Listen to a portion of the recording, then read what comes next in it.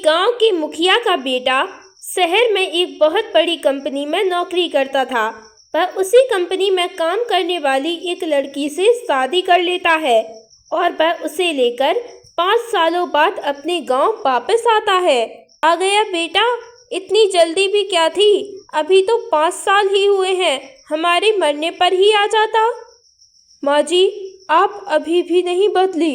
इतने सालों बाद लौटा हूँ और आते ही डांटना शुरू कर दिया। अरे बेटा, यह किसकी लड़की उठा लाया है तू? पिताजी, मैंने शादी कर ली है और यह आपकी बहू है।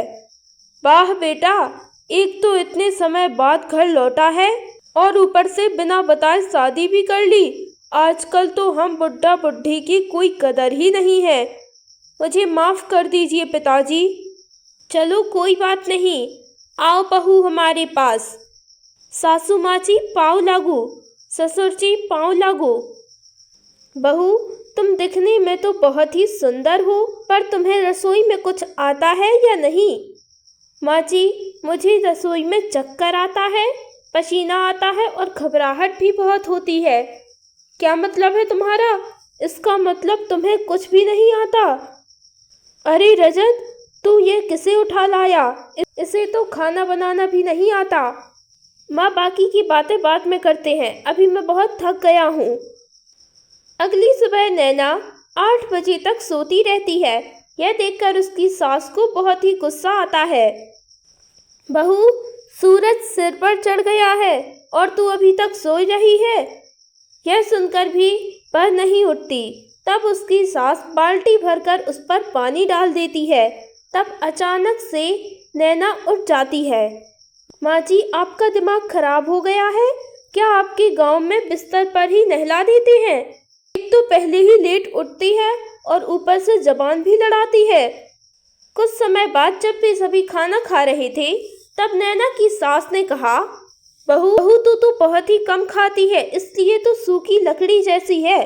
थोड़ा ज़्यादा खाना खाया कर, तभी तो तंदुरुस्त रहेगी।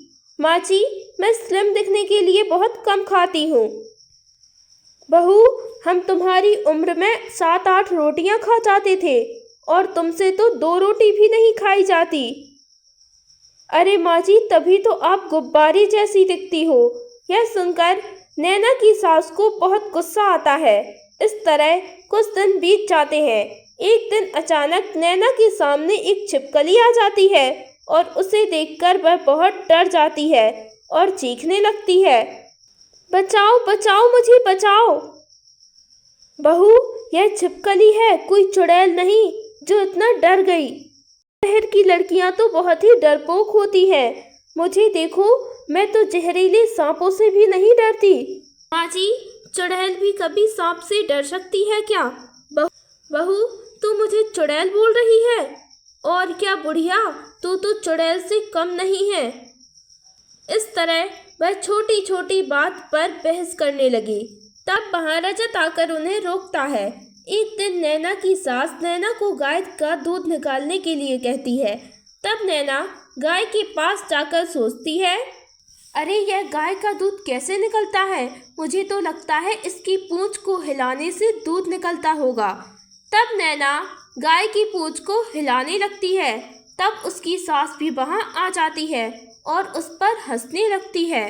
बहू, यह गाय है, कोई नलका नहीं जो इसकी पूंछ हिला रही है।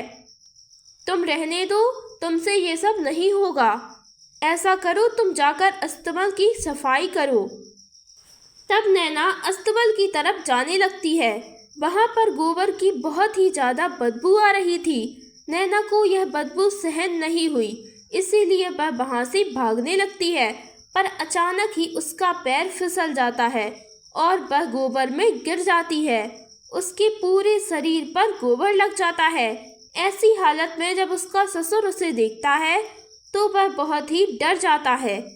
अरे नहीं, भूत आया, भूत आया, भूत। ससुर जी, यह मैं हूँ।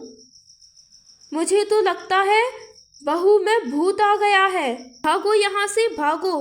तब उसका ससुर डरने लगता है।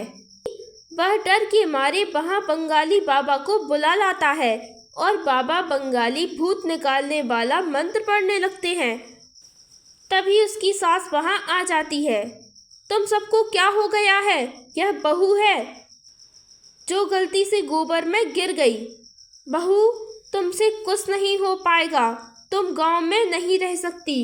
तुम ऐसा करो, तुम शहर वापस लौट जाओ।